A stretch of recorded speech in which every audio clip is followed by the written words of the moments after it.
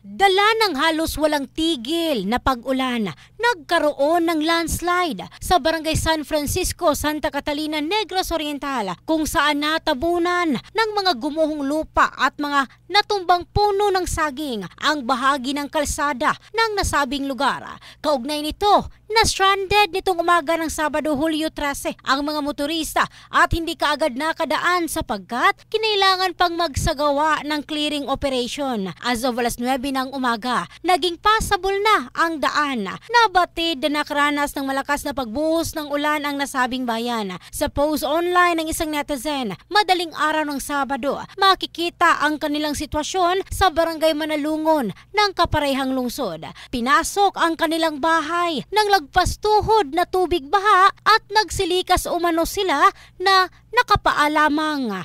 In the heart of changing lives, ito si Michelle Craste ng Brigada News Philippines, the Music News Authority.